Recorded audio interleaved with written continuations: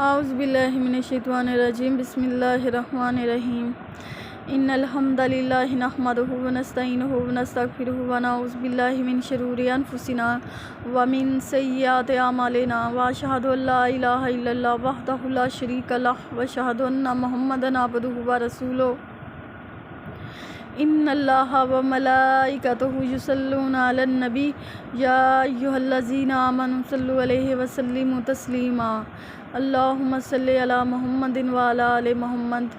آج میرے پاس جو ٹاپک ہے وہ ہے سود لینے اور سود دینے والوں کے خلاف اللہ اور اس کے رسول کا اعلان جنگ۔ سود ایک فارسی زبان کا لفظ ہے، اسے ہم اردو میں بھی یوز کرتے ہیں، عربی میں اسے ربا کہتے ہیں۔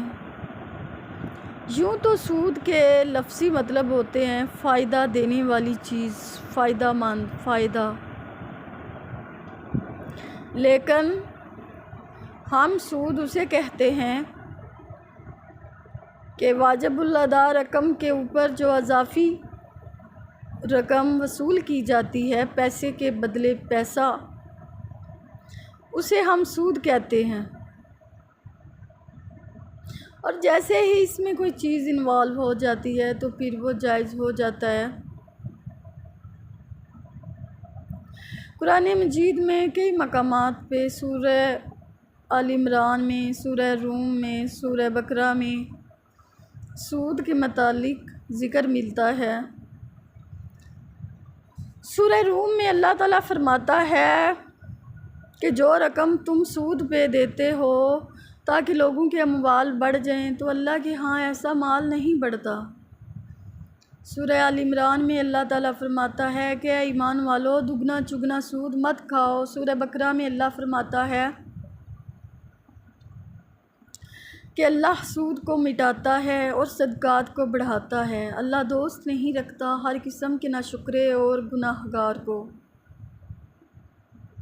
وہ لوگ جو ایمان لائے، انہوں نے نیک اعمال کیے، نماز قائم کی، زکوٰۃ ادا کی، اللہ کے ہاں ان کے لیے بہت بڑا اجر تیار ہے۔ جب قیامت کا دن قائم ہوگا تو ایسے لوگ نہ غمگین ہوں گے، نہ انہیں کسی بات کا خوف ہوگا۔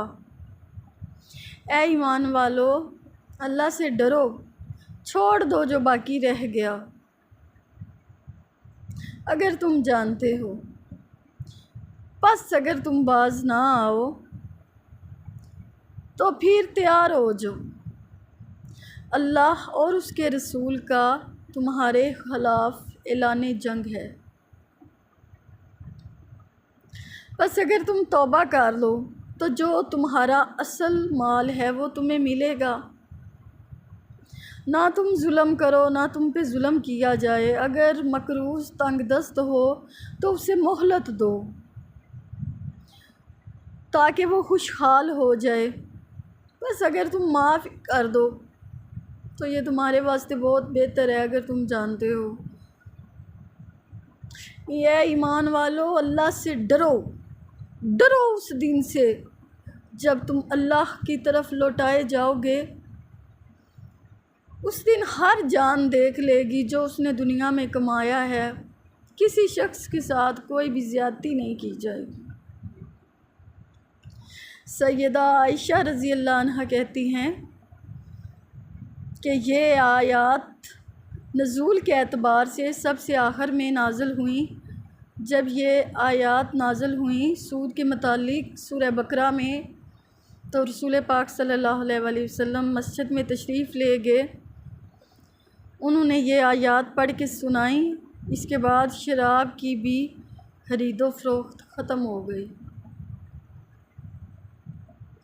حضرت عمر رضی اللہ عنہ کہتے ہیں کہ آیات ربا، سود کے متعلق آیات سورہ بقرہ میں یہ نزول کے اعتبار سے سب سے آخر میں نازل ہونے والی آیات ہیں۔ تم سود کو چھوڑ دو اور ہر اس چیز کو چھوڑ دو جس میں سود کا شک ہو، شبہ ہو۔ تو یہ آیات جو سورہ بقرہ میں نازل ہوئی سود کے متعلق، یہ نزول کے اعتبار سے سب سے آخر میں نازل ہوئی ہیں۔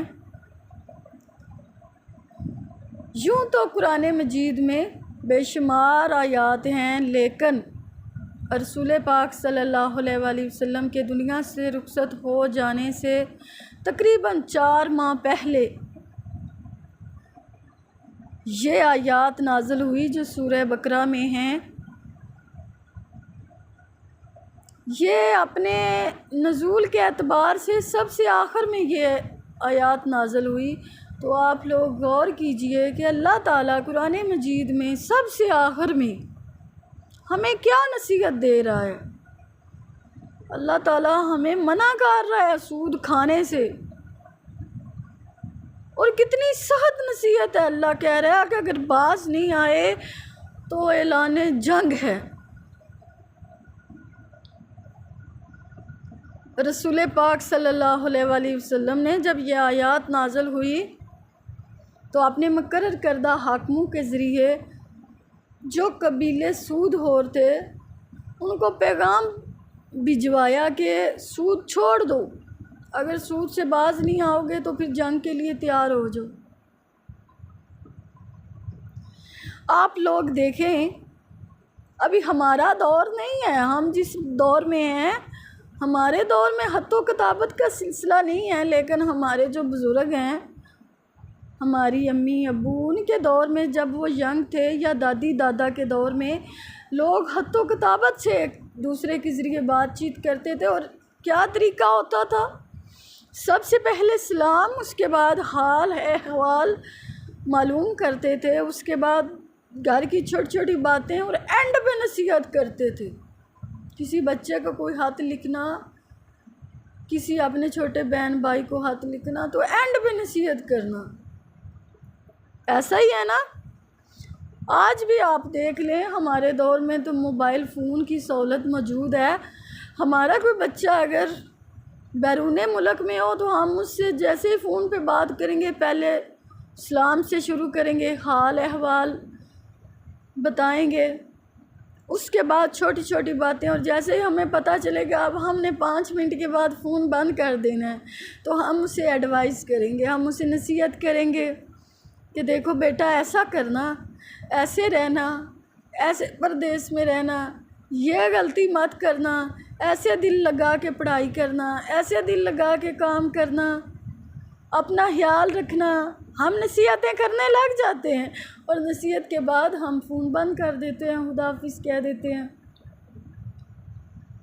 اسی طرح اللہ تعالیٰ نے قرآن مجید میں پہلے صدقات کا شوق دلایا، بتایا کہ صدقے کرو گے تو اس کی یہ فضیلت ہے، یہ اچھی بات کرو گے تو صدقہ ہے، اخلاق سے بولو گے تو صدقہ ہے، رستے سے کوئی تکلیف دہ چیز ہٹاؤ گے تو صدقہ ہے، اس کا یہ اجر ہے، جنت میں یہ مقام ہے۔ اللہ تعالیٰ نے پہلے صدقات کا شوق دلایا، اینڈ پہ جب قرآن مجید میں سب سے آخر پہ جو آیات نازل کی وہ سود کے متعلق کی، پھر سود کھانے سے منع کیا اور کہا جو منع نہیں ہوگا اس کے خلاف جنگ کا اعلان کیا۔ تو میں آیات کی تھوڑی تفصیلات میں آتی ہوں۔ سورہ روم میں اللہ تعالیٰ فرماتا ہے کہ جو رقم تم سود پہ دیتے ہو تاکہ لوگوں کے اموال بڑھ جائیں تو اللہ کے ہاں ایسا مال نہیں بڑھتا۔ اللہ کہہ رہا ہے کہ جو لوگ سود پہ رقم دیتے ہیں، قرضہ دیتے ہیں اور پھر بدلے میں اضافی رقم وصول کرتے ہیں، سود لیتے ہیں، پیسے کے بدلے پیسہ لیتے ہیں، تو اللہ کہتا ہے تم لوگ تو سمجھتے ہو ہم لاکھوں سے کروڑوں میں آ رہے ہیں، خوش ہوتے ہو، کسی کو بتاتے بھی نہیں ہو، نظر نہ لگ جائے، تو اللہ کہتا ہے کہ اللہ کے ہاں تو ایسا مال نہیں بڑھتا۔ تم کس خوش فہمی میں ہو کہ ہم اپنے مال کو بڑھا رہے ہیں؟ اللہ تو کہہ رہا ہے کہ ایسا مال بڑھتا نہیں ہے۔ پھر سورہ آل عمران میں اللہ کہتا ہے ایمان والو دگنا چگنا سود مت کھاؤ، چھوڑ دو سود، یہ گناہ کا کام ہے، غلط ہے، سود کھانا غلط کام ہے، چھوڑ دو۔ غریبوں پہ ظلم مت کرو، ان کو مجبوری ہے، ان کو ضرورت ہے، وہ تم سے قرضہ تو لیں گے، تم اس کے پھر جواب میں اضافی رقم وصول کرتے ہو، تو ایسا نہ کرو، چھوڑ دو۔ اللہ نے پھر سود سے منع کیا۔ سود سے کیوں منع کیا؟ اللہ کیا چاہتا ہے؟ سورہ بقرہ میں اللہ تعالیٰ بتا رہا ہے اللہ کیا چاہتا ہے۔ سورہ بقرہ میں اللہ فرماتا ہے کہ اللہ سود کو مٹا دینا چاہتا ہے۔ اللہ چاہتا ہے کہ سود ختم ہو جائے۔ اللہ سود کو مٹاتا ہے۔ اللہ سود کو مٹاتا ہے تو پھر بڑھاتا کس شے کو ہے؟ اللہ صدقات کو بڑھاتا ہے۔ سورہ بقرہ میں ہے کہ اللہ سود کو مٹاتا ہے، ختم کرتا ہے، ختم کر دینا چاہتا ہے، اور اللہ صدقات کو بڑھاتا ہے۔ لیں، ہم لوگ تو سمجھتے ہیں کہ ہم سود پہ پیسہ دے رہے ہیں، ہمارا مال بڑھ رہا ہے، ہم صدقہ دیں گے تو پیسے تو کم ہو جائیں گے، ہم زکوٰۃ دیں گے تو پیسے تو نکل جائیں گے اتنے زیادہ۔ نہ ہم نے اپنی ذات پہ لگائے، غریبوں کو دے دیے، ہمارا کیا فائدہ ہوا؟ تو اللہ تو کہہ رہا ہے اسی میں فائدہ ہے۔ اللہ کہہ رہا ہے اللہ صدقات کو بڑھاتا ہے۔ اللہ کہتا ہے صدقات دو، میں تمہارے مال میں اضافہ کروں گا۔ آپ سنتے رہتے ہیں کہ مہمان اپنا رزق لے کے آتا ہے، یعنی کہ اللہ تعالیٰ بتاتا ہے کہ آنے والا اپنا رزق لے کے آتا ہے، تم ہاتھ تنگ مت کیا کرو مہمانوں پہ۔ تو اسی طرح اللہ بتا رہا ہے کہ صدقات دو، میری راہ میں خرچ کرو، میں تمہیں مال ڈبل کر کے واپس کروں گا۔ پھر اللہ ایک جگہ کہتا ہے میں 700 گنا تک بڑھا دوں گا۔ کوئی شخص میری راہ میں ایک نوالا بھی دے گا صدقہ تو میں اس کا ثواب بھی احد پہاڑ کے برابر کر دوں گا۔ اللہ صدقات کو بڑھاتا ہے، اللہ سود کو ختم کر دینا چاہتا ہے۔ اللہ کہتا ہے کہ میں دوست نہیں رکھتا ہر قسم کے ناشکرے اور گناہ گار کو۔ ناشکرا کون؟ جو اللہ کا شکر ادا نہیں کرتا۔ اب آپ سوچیں گے کون شکر ادا نہیں کرتا؟ آپ دیکھتے ہیں اکثر لوگوں پہ اللہ کا بڑا احسان ہوتا ہے، لیکن ان کا تکیہ کلام بنا ہوتا ہے۔ جب بھی آپ ان سے پوچھیں نا سنائیں کیا حال ہے، وہ کہتے ہیں بس جی گزر ہی رہی ہے، بس جی ٹائم پاس ہو ہی رہا ہے، بس جی گزارنی تو ہے نا۔ حالانکہ اللہ نے انہیں اولاد دی ہوتی ہے، اللہ نے انہیں دولت دی ہوتی ہے، اللہ نے انہیں صحت دی ہوتی ہے، لیکن وہ پرجوش طریقے سے نہیں کہیں گے الحمدللہ اللہ کا شکر ہے، ہم بہت خوش ہیں، ہم ٹھیک ہیں، اللہ کا بڑا احسان ہے۔ نہ وہ کہیں گے نہیں، وہ کہیں گے ہم نے ایسا کہا نا تو سننے والا تو نظر لگا دے گا۔ ہم نے یہ نہیں کہنا، ہم نے کہنا ہے کہ بس ٹائم پاس ہو رہا ہے۔ تو ہوئی نا شکری اللہ کی۔ اور اس کے علاوہ آپ دیکھتے ہیں اکثر لوگوں کی عادات ہوتی ہیں، کہتے ہیں جب بھی 4 بندے کہیں دے کے کہا ہماری تو قسمت ہی خراب ہے جی، ہماری تو قسمت ہی خراب ہے، ہم نے کچھ نہیں دیکھا، ہمیں کچھ نہیں ملا، ہم نے اکثر لوگوں کی عادات ہوتی ہے 4 جملوں میں اپنی بد نصیبی بتا دیتے ہیں۔ ہم پیدا ہوئے ایک غریب خاندان میں پیدا ہوئے، نہ کھانے کو ملا نہ پہننے کو ملا، شادی ہوئی تو ایسے گھر میں ہوئی، شوہر بھی جو ہے نا بالکل ہی نکھٹو تھا، بد اخلاق، سسرال بھی ایسی۔ آپ دیکھیں ہمارے حالات، بہو بھی ایسی مل گئی اللہ کے فضل سے جو بات ہی نہیں مانتی، اپنی تو قسمت میں رونا لکھا ہے، اوپر سے اولاد بھی نافرمان ہے۔ لو جی 4 جملوں میں نہ شکری، جہاں 4 لوگ دیے بس خراب سا منہ بنا کے کہہ دیا ہماری تو قسمت ہے، ہوئی نہ شکری۔ اللہ نے صحت دی ہے کبھی شکر ادا نہیں کیا، اللہ نے رزق دیا ہے کبھی شکر ادا نہیں کیا۔ رات کو آپ لوگ سوتے ہیں، میں سوتی ہوں، ہم سوتے ہیں تو صبح پھر ہماری آنکھ کھل جاتی ہے۔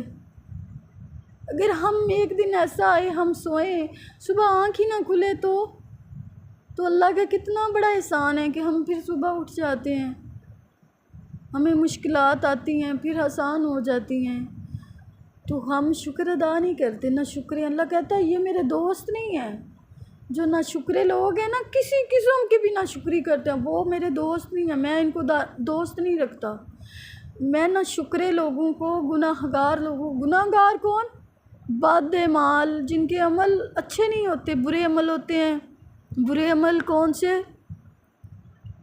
بات بات پہ جھوٹ، بات بات پہ جھوٹ، باہر جھوٹ، گھر میں جھوٹ، بچوں کے ساتھ جھوٹ، بیگم کے ساتھ جھوٹ، ماں کے ساتھ جھوٹ، دوستوں کے ساتھ جھوٹ، دکان پہ گئے تو وہاں پہ جھوٹ، خود اپنے ساتھ بھی شیشے کے سامنے کھڑے ہو کے جھوٹ ہی بول رہے ہوتے ہیں۔ بات بات پہ جھوٹ بولنا، چوری کرنا، اسی طرح خوشامد کرنا، بڑوں کی رسپیکٹ نہ کرنا۔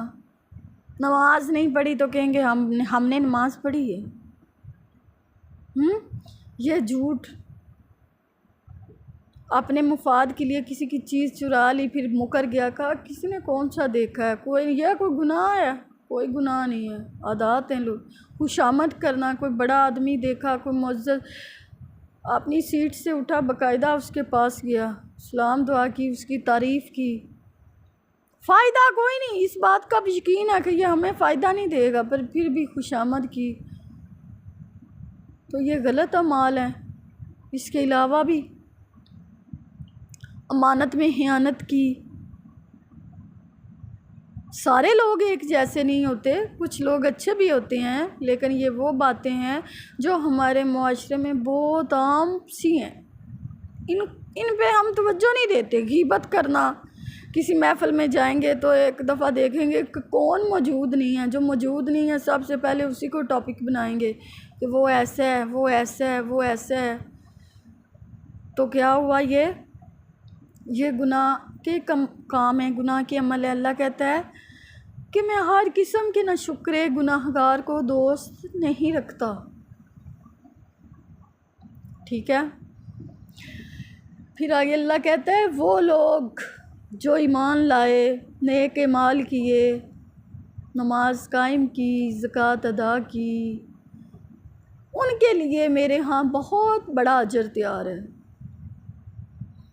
جو لوگ نماز پڑھتے ہیں، یعنی کہ اللہ تعالیٰ بتا رہا ہے کہ یہ عمل اچھے ہیں۔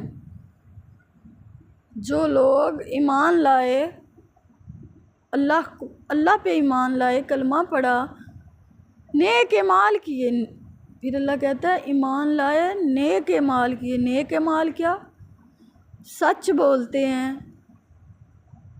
برائی کو دیکھیں تو ہاتھ سے روکتے ہیں، نہ ہمت ہو تو زبان سے ضرور روک دیتے ہیں کہ بعد کی بعد میں دیکھی جائے گی، زبان سے کہہ دیتے ہیں ہاں یہ غلط ہے، چاہے ساری دنیا کا وہ ایک دفعہ ٹکر لے لیں پر وہ پیچھے نہیں ہٹتے، سچ بولتے ہیں، وہ امانت میں خیانت نہیں کرتے، کسی کی خوشامد نہیں کرتے۔ اچھے لوگ جو اللہ نے اچھے عمل بتائے ہیں وہ سارے ان میں ہوتے ہیں۔ کسی کو مشورہ دیتے ہیں تو دل سے دیتے ہیں، یعنی اکثر لوگ ہوتے ہیں وہ کہتے ہیں اب یہ مشورہ مانگ رہا ہے تو اس کو غلط ہی دو، کہیں سیدھا مشورہ دیا تو اس کا تو فائدہ ہو جائے گا۔ تو فائدہ دینے والی ذات، نقصان دینے والی ذات تو اللہ کی ہے نا۔ تو کسی کو مشورہ دیتے ہیں تو صحیح اپنے دل سے دیتے ہیں، عمل ان کے نیک ہوتے ہیں، پھر نماز قائم کرتے ہیں، اور اللہ نے جتنی زکوٰۃ بتائی ہے 2.5% وہ اپنے مال میں سے خرچ کرتے ہیں اللہ کی راہ میں، اور ایسے کرتے ہیں دائیں سے دیتے ہیں تو بائیں کو پتہ نہیں چلتا، اور جس کو دیتے ہیں اس کو جتاتے بھی نہیں ہیں، اس کو بتاتے بھی نہیں ہیں۔ ایسے لوگ زکوٰۃ ادا کرتے ہیں، اللہ کہتا ہے میرے پاس ان کے لیے بہت بڑا اجر ہے، بہت بڑا ثواب ہے۔ کیا؟ کہ قیامت کا دن جب قائم ہوگا تو ایسے لوگ نہ غمگین ہوں گے، نہ ان کے اوپر کوئی خوف ہوگا۔ آپ دیکھیں کہ قیامت کا دن ایسا ہے کہ ہر لوگ ڈر رہا ہوگا، جب نہ ماں بیٹی کی ہوگی، نہ بیٹا باپ کا ہوگا۔ ہر ایک، اگر ماں بولے گی نا بیٹی سے کہ میری ایک نیکی کم پڑتی ہے، تم مجھے دے دو میں جنت میں چلی جاؤں گی، تو بیٹی بولے گی نہ ماں میں نے تجھے نیکی نہیں دینی، تجھے نیکی دے دی تو میری تو ایک کم پڑ جائے گی نا، میں خود جنت میں جا سکتی ہوں۔ اس دن کوئی کسی کا نہیں ہوگا. وہ دن جب قیامت کا قائم ہوگا نا، کوئی کسی کا نہیں ہوگا، نہ باپ بیٹے کا، نہ ماں بیٹے کی، نہ کوئی اولاد. تو اس دن کون لوگ ہوں گے جو اللہ کی رحمت کے سائے میں ہوں گے؟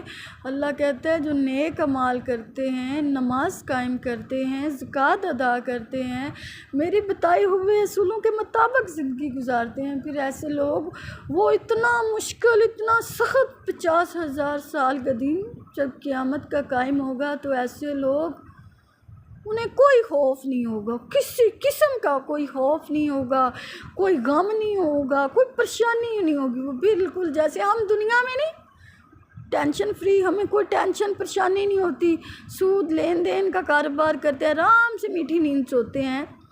تو اسی طرح جو لوگ اللہ کے بتائے ہوئے اصولوں کے مطابق زندگی گزارتے ہیں تو قیامت کے دن وہ بھی آرام سے ہوں گے، انہیں کوئی خوف نہیں ہوگا، کوئی غم نہیں ہوگا، کسی قسم کی پریشانی نہیں ہوگی.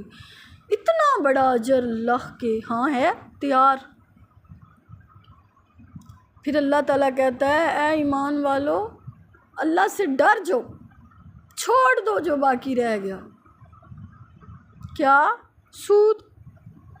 اللہ کہتا ہے ایمان والو، مسلمانوں، اللہ مجھ سے مخاطب ہے، اللہ آپ سے مخاطب ہے. اللہ کہتا ہے ایمان والو ڈر جاؤ، مجھ سے ڈرو، چھوڑ دو سود. جام کسی سے لینا ہے ختم کر دو، بس ختم. صحابہ کرام کہتے ہیں کہ جب یہ آیات نازل ہوئی تو ہم نے سود چھوڑ دیا. ہم نے جان لینا تھا نا کسی سے قرضہ، تو اس کے اوپر سود پہلے چلتا تھا، تو جب یہ آیات نازل ہوئی تو ہم نے چھوڑ دیا.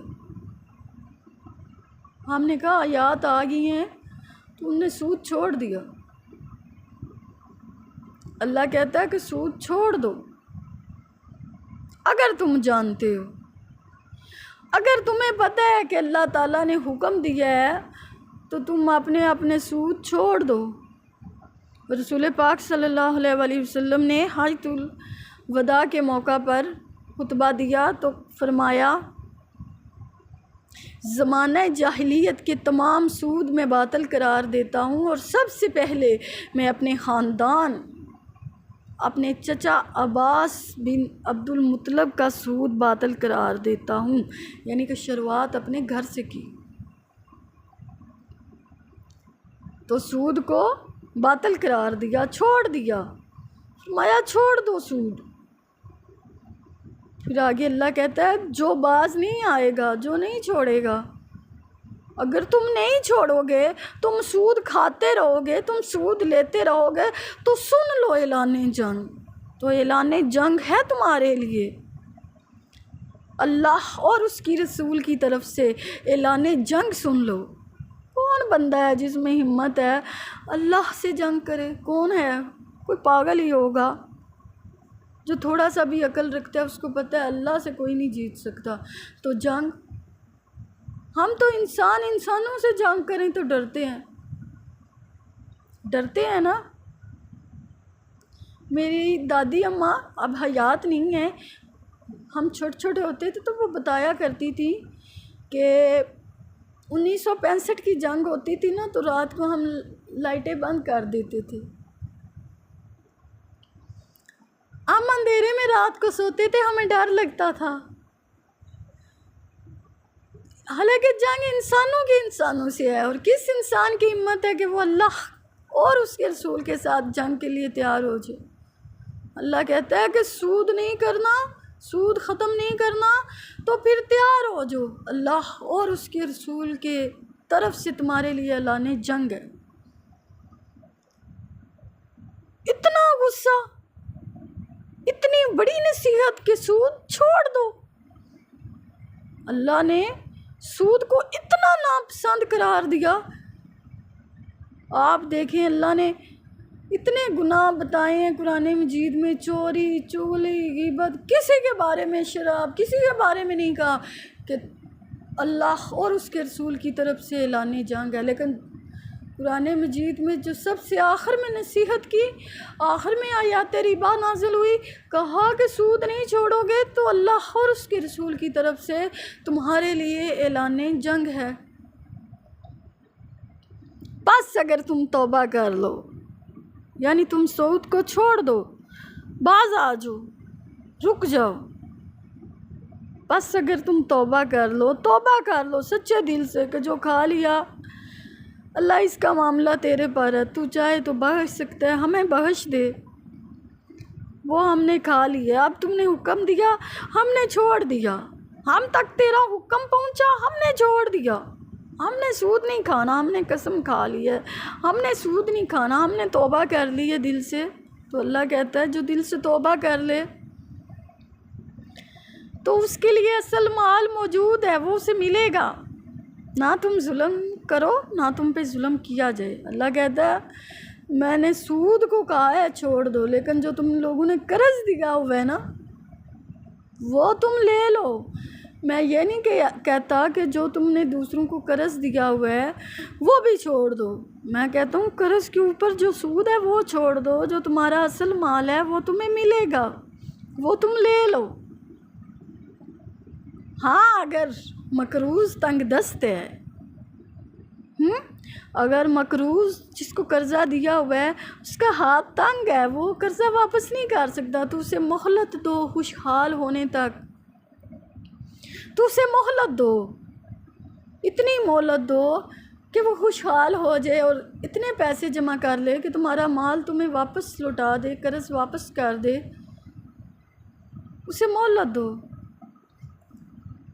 تو اللہ کہتا ہے کہ جو کسی کو قرض دیتا ہے نا، وہ جب تک قرض اس کا واپس نہیں نہ ہوتا تو اتنے دن ہی، جتنے دن قرضہ اس کا اتنے پیسے اس کے واپس نہیں ہوتے، اتنے دن ہی ڈیلی اسے اتنے جو قرضہ اس نے دیا ہے اتنا اس کو اللہ کی راہ میں خرچ کرنے کا ثواب ملتا ہے۔ سبحان اللہ، اتنی بڑی فضیلت، اتنا بڑا اللہ کا احسان۔ دیکھیں آپ کسی کو 10,000 50,000 قرضہ دیں گے نا تو وہ ایک مثال آپ کو 30 دن 40 دن نہیں دیتا، تو قرضہ تو آپ کو واپس ملنا ہی ملنا ہے، وہ آپ نے قرض دیا ہوا ہے، لیکن وہ 40 دن اگر واپس نہیں کرے گا تو 40 دن تک آپ کے نامہ اعمال میں وہ 50,000 اللہ کی راہ میں خرچ کرنے کا ثواب لکھتا رہے گا، فرشتے لکھتے رہیں گے، اتنا ثواب۔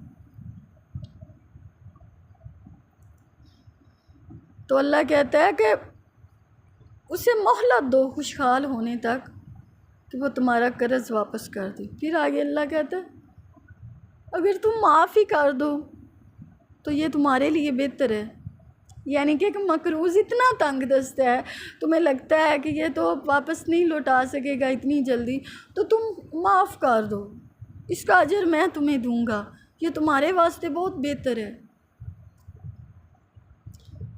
تو کتنے صحابہ تھے جب یہ آیات نازل ہوئی انہوں نے اپنے قرضے بھی معاف کر دیے، انہوں نے کہا اللہ نے کہہ دیا ہے، اللہ نے کہا ہے کہ اس کا بہتر اجر ملے گا، تو قرضے بھی معاف کر دیے،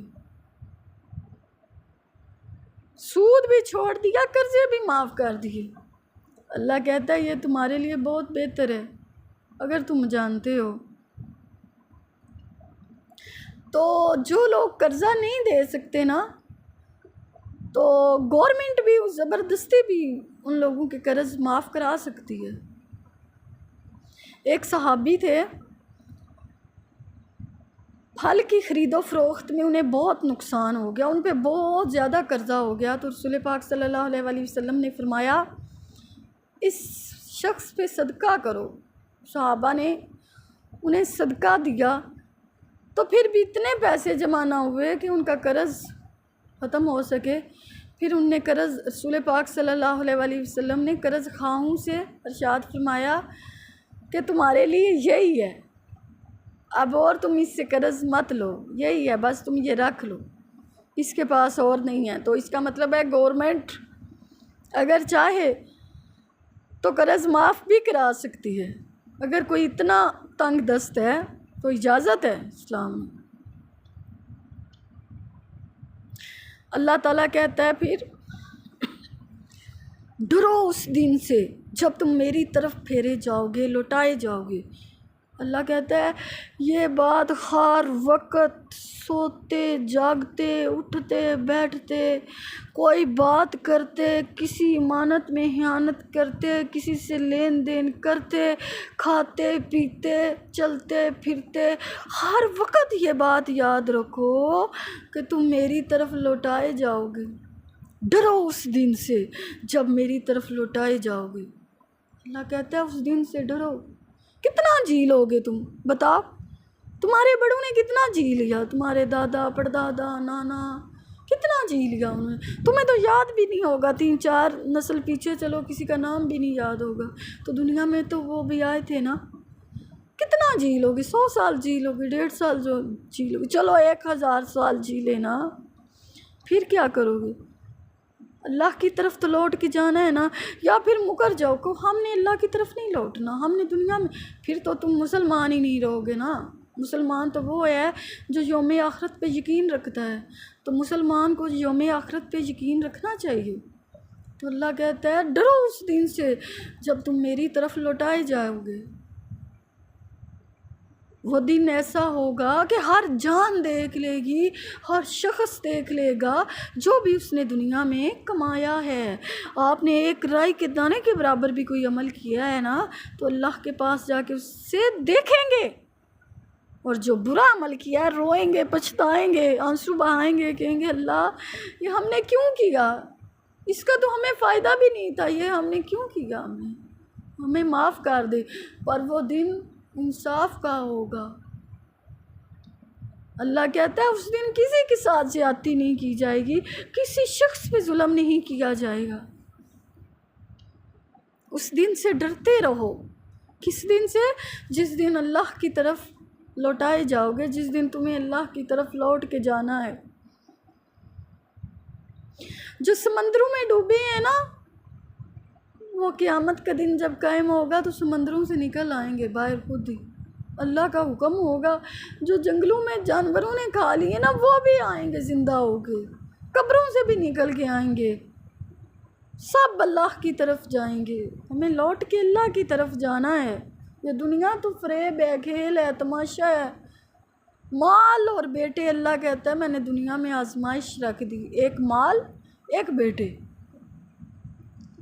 پھر جس کو اللہ بیٹے دیتا ہے، آپ دیکھتے ہیں کہ بیٹے جوان ہوتے ہیں، کمانے لگتے ہیں تو پھر خوب وارے نیارے ہو جاتے ہیں. بیٹے بات بھی مانتے ہیں، فرما بردار ہوں تم. پھر بیٹے کیا ہے؟ اللہ کہتا ہے آزمائش ہے. مال بھی آزمائش ہے، دولت بھی آزمائش ہے.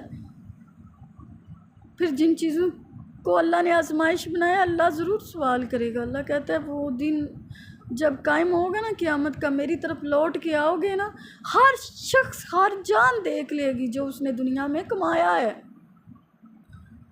اس دن کسی کے ساتھ ظلم نہیں کیا جائے گا. تو یہ آیات ہیں جو سورہ بقرہ کی ہیں، جو قرآن مجید کی نزول کے اعتبار سے سب سے آخر میں نازل ہونے والی آیات ہیں، جن کا ترجمہ میں نے آپ کو پڑھ کے سنایا، تفصیلات بتائی. تو آپ کو پتہ چلا کہ سود کتنا بڑا گناہ ہے.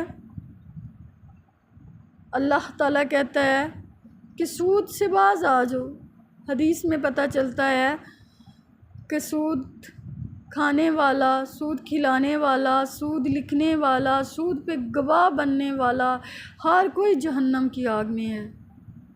ایک اور حدیث میں پتہ چلتا ہے کہ ایک ایسا دور بھی آئے گا جب کوئی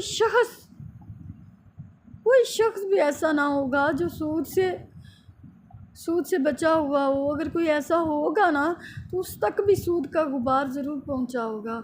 مجھے لگتا ہے آج ہم جس دور میں ہیں نا، ہم پہ یہ حدیث بڑی فٹ ہوتی ہے.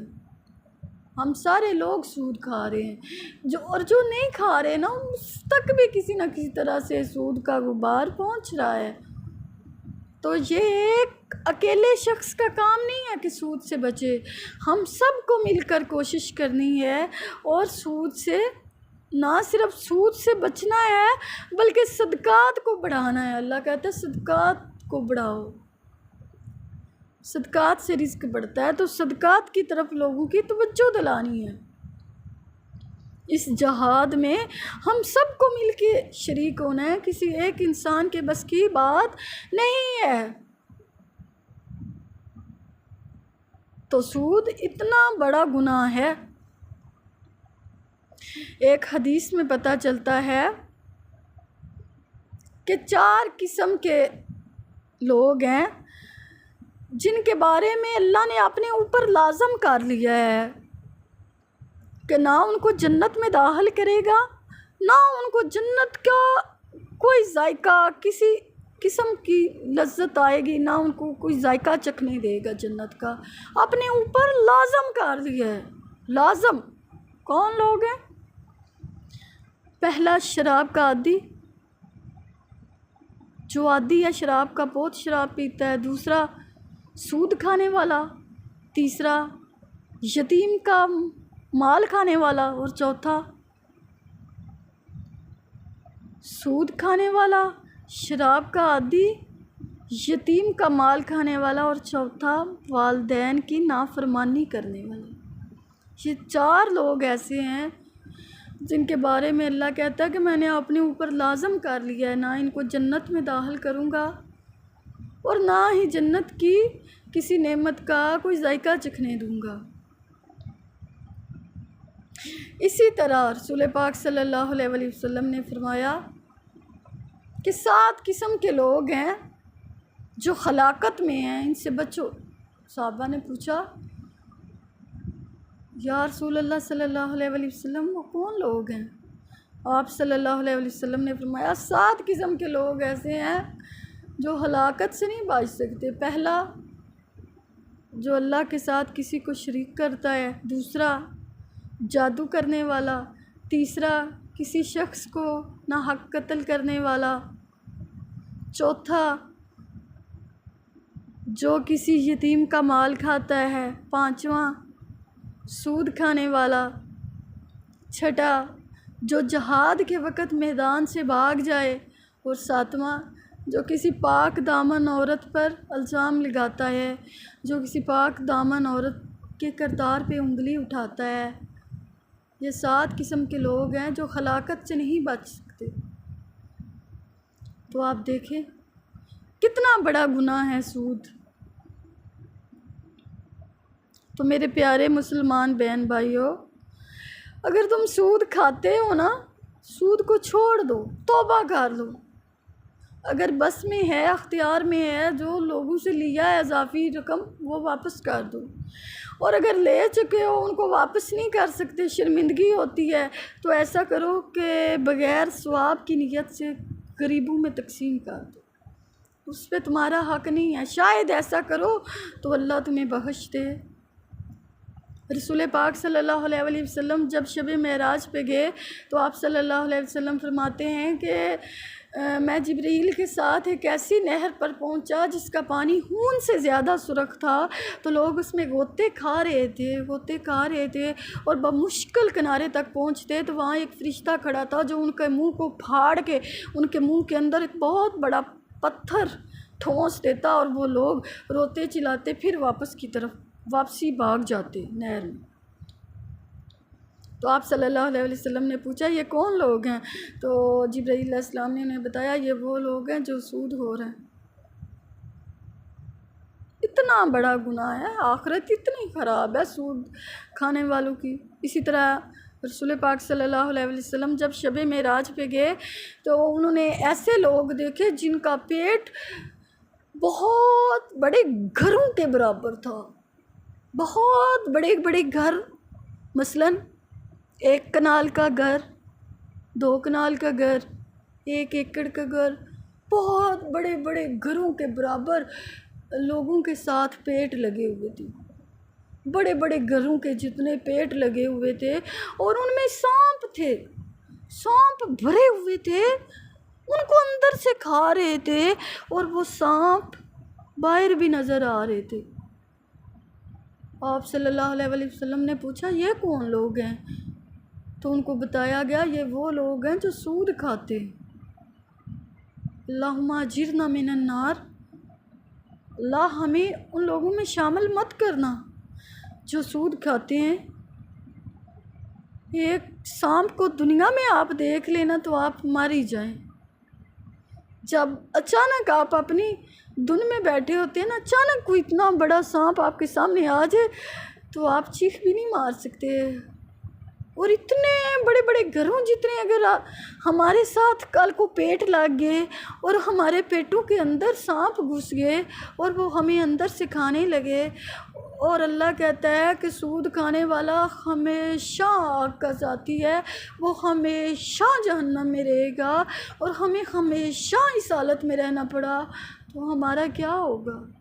ہمیں کیا پتہ ہے، ہم نے بوڑھے ہو کے مرنا ہے۔ ہو سکتا ہے آج میں بات کر رہی ہوں کل میں مر جاؤں، ہو سکتا ہے ہم جوانی میں مر جائیں۔ اگر ہم بوڑھے ہو کے بھی مریں گے تو پھر مرنا تو ہے نا۔ اگر وہ دن آ گیا کہ ہمارے پیٹوں میں سانپ گھس گئے تو ہم کیا کریں گے اس وقت؟ اس دن تو موت کو بھی موت آ چکی ہوگی، ہم تو مر بھی نہیں سکیں گے۔ ہمیں تو ایسے ہی زندگی گزارنی پڑے گی ہمیشہ کے لیے جہنم کی آگ میں اتنے بڑے بڑے سانپوں کے ساتھ۔ تو ضرورت اس عمر کی ہے کہ ہم غور کریں کہ یہ دنیا عارضی ہے، اللہ نے دولت کو آزمائش رکھی ہے، تو اپنی دولت کو بڑھانے کے چکروں میں سود کا لین دین مت کریں۔ اللہ نے کہہ دیا ہے کہ سود کھانے والوں کے ساتھ یہ ہوگا، میری اس کے ساتھ اعلان جنگ ہے۔ اللہ نے کہنا ہے، اللہ نے پوچھنا ہے، دنیا میں سود کھاؤ گے تو قیامت والے دن جب اللہ کے سامنے حاضر ہوگے تو اللہ نے سوال نہیں کرنا کیا تم تک یہ میری بات نہیں پہنچی تھی کہ میں نے کہا تھا کہ سود کھانے والا اور سود سسٹم کو ہر وہ شخص جو سپورٹ کرتا ہے اس کے خلاف میری اور میرے رسول کی طرف سے اعلان جنگ ہے؟ کیا یہ بات تمہیں نہیں پہنچی تھی؟ تو آپ کہیں گے یا اللہ پہنچی تھی۔ تو پھر اس دن تو انصاف ہوگا نا، پھر آپ کا کیا حشر ہوگا؟ آپ سوچیں، دنیاوی فائدے کو مت دیکھیں، آخرت کے فائدے کو دیکھیں۔ اپنے اندر سے گندگی غلاظت سب نکال کے باہر پھینک دیں، توبہ کر لیں۔ اگر سود کھایا ہے تو اگر آپ کے بس میں ہے تو واپس کر دیں۔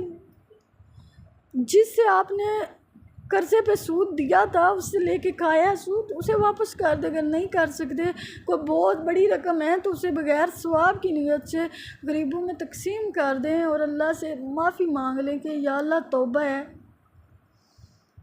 آخرت ہمیشہ رہنے والی جگہ ہے۔ ہمارے اگر پیٹ بڑے بڑے گھروں کے برابر ہو گئے اور ان میں سانپ گھس گئے تو میں کیا کروں گا؟ مجھے تو بہت ڈر لگتا ہے۔ پھر ایسی حالت میں ہمیشہ رہنا پڑے گا تو اللہ تو بخش دے، تیرے تک میرا حکم پہنچ گیا ہے کہ تجھے سود بالکل پسند نہیں، تو صدقے کو بڑھاتا ہے، اور تو نے جو مجھے مال دیا ہے میں آئندہ اس پہ صدقہ کروں گا، میں کوشش کروں گا میں زیادہ سے زیادہ مال تیری راہ میں خرچ کروں، اور میں دائیں ہاتھ سے دوں تو بائیں کو پتہ نہ چلے۔ اللہ تو مجھے بخش دے۔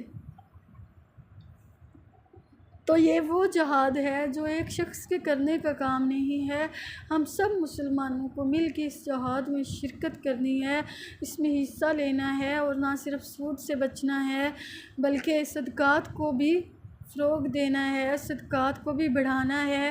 اگر ہمارے معاشرے میں رہنے والے دولت مند لوگ صدقات دینا شروع ہو جائیں گے تو غریب لوگ نہیں بچیں گے، سب برابر ہو جائیں گے، ہم سب مسلمان بہن بھائی برابر ہو جائیں گے۔ تو اللہ تعالیٰ آپ کو اور مجھے عمل کی توفیق دے، آمین۔